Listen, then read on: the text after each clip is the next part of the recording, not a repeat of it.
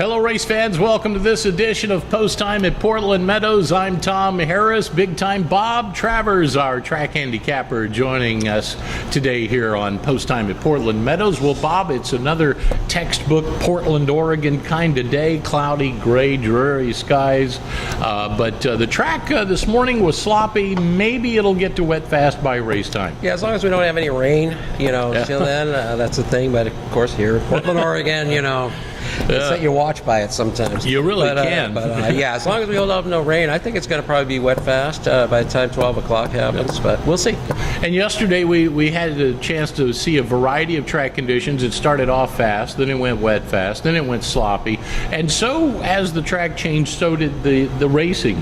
You saw horses do a little better on the front end towards the end of the day than you did earlier in the day. The closers did a little better earlier in the day, and so it just is something I guess you just really got to pay attention to. Yeah, if you're a handicapper, you actually, if you're playing race by race and watching the developments, old timers, they always say, hey, watch the first couple of races before you make your best to see how the track is. So, and that's that's the importance of the track in the game. The running surface definitely affects performance. But watch with a whole lot of early daily doubles in your pocket. We want you to participate. Hey, yesterday it was a big day for Patrick Henry Jr., even bigger than the 4-win day that he had. 5 wins on the program for the Jamaican Flash. Yeah, guys riding exceptional. And you can see, you can even look in the past performances. There's some trainers, owners out there that seem to be vying for him now. He's showing up on horses that are working for trainers and owners that he hasn't worked for in the past. So everybody's trying to get a piece of the action. We'll see if he can hold out on it, though. It's a tough game.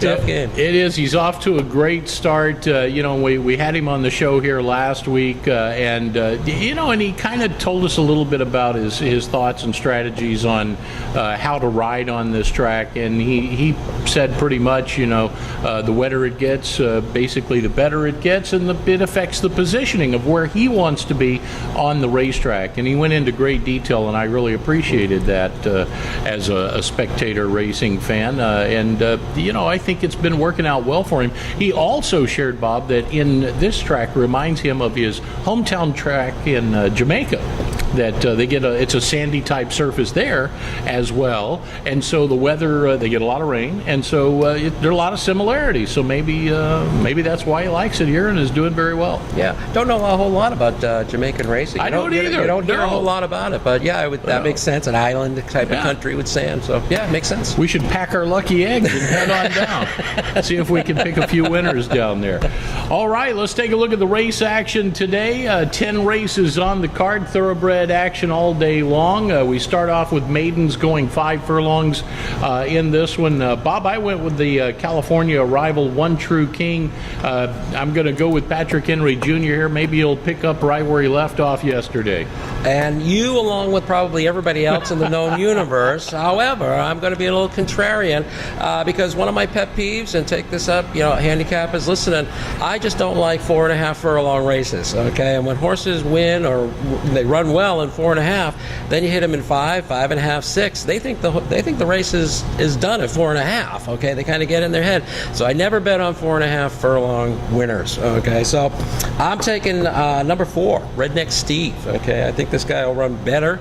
I think he needed that last race. He runs pretty good back in December. So I'm going contrarian, number 4 on top, Redneck Steve, off the pace. Redneck Steve raced here a couple of years ago and then returned to Portland Meadows this year. He also raced here last year. One True King, my pick, opens up at 5-1, so I don't think maybe I won't be on a favorite here. We'll see. We'll see. So let's go to the second race.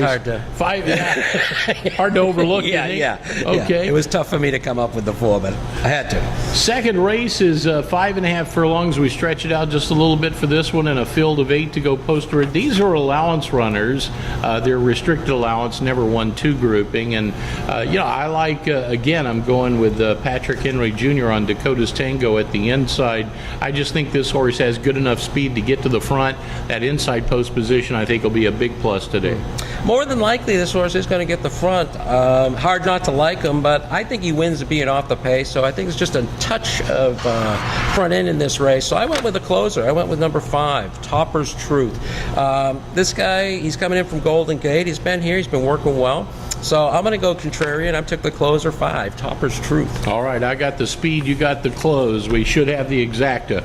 All right, third race at 6 furlongs, claimers for 2,500. Mystic Woodforce, I'm going out on a limb a little bit here. This is the horse I like. Opens up at 8-1. Handled the sloppy track nicely last time out and has been a very competitive sort, seemingly everywhere he goes. So he handled the fair circuit nicely and returns to Portland. Now his third start on the meet. Yeah, in this race, I went on the outside. I went with number 8, Candini. I don't see a ton of speed in this race, and I think this guy has it. He's got the right numbers, so I think number 8, Candini, wins the third. I think also, yeah, you have to always take note when Sil Juarez brings a horse in. He doesn't have many, but when he does show up, he's ready for action. So look at the connections on the trainer and jockey. Absolutely. All right, the fourth race is a 5.5 furlong sprint. Allowance optional claimers here, and we drew a field of 9. I went with the 7-horse Super Statement. Interestingly enough, Jonathan Nance will be saddling 2 of them in this race. He has Super Statement and he has Grinning Tiger, both very nice horses. Grinning Tiger was a stakes runner last year, stakes winner, in fact, but he's been off since January. And I'm going to go with the other part of the other side of the barn, if you will. Super Statement, who's won 2 of the last 3, has raced a little more recently at Arapahoe Park. Yeah, there's absolutely no reason why Super Statement shouldn't get the lead, but a couple other horses want it too, so I think it's going to be a little tough on the front end. I went a contrarian. Now I'm going with Mr. Henry. I went with number 3, Gravel on top. I think it's going to be off the pace, and I think this horse has got it. And that's another stakes winner, stakes placed horse. That's really, that race came up tough. You know, when this horse, it's a very tough race, and I'm going to tell you on today's program, I think we're going to look at some surprises going to be happening. It's very competitive, full fields. But if you look at number 3, when he hits a state bred race, this guy goes off. He gets off, and he's getting the state bred today, so I think it's number 3 off the pace. All right, it'll be a fun one. Let's go to the 5th race, a mile 70 yards, and another tough contest, field of 9. We'll go postward here. And I like Dark Morning. Jennifer Whitaker will ride here. This one a winner of 2 out of the last 3. Up the road at Emerald Downs, a late running sort. I think the 2 turns suits this horse nicely. Well, going contrarian, just like the other race, I'm going to go for the speed this time. I took number 3, Jackson Teller. Not much speed in this race. I think if he gets out front, he dictates the control of the race, and Dark Morning's got to catch him. All right, this should shape up to be a dandy as well. We turn to the 6th race on the program. This one at 6 furlongs, Bob, and yet another full field. We'll go postward here, and do my eyes deceive me? Is this a 12-horse field? Yeah, I was wondering if we had a gate that big. Well, we probably do. We'll find one, I don't think that 12 spot gets used too often. Well, let's go round one up. Grease up the wheels there a little bit. All right, well, in this race, Formal Joker is the one I'm going to go with, owned and trained by Howard Belvoir. Going to go back to the same connections here, and Jennifer Whitaker, this one stretching out from 5.5 to 6 after a good showing at 5.5. Yeah, we agree on this one. Formal Joker, I think he's got everything going for him. It should work today. All right. Cast of a dozen. All right, we'll go to the 7th race. This a mile 70. We've got a few 2-turn affairs here today, and yet another full field of 10 to go to the gate in this one. I'm going to go with Catch the Woodnapper in here. Opens up at 5-2. He's taken nicely to this oval. Been improving. I like that last race a lot better than the previous.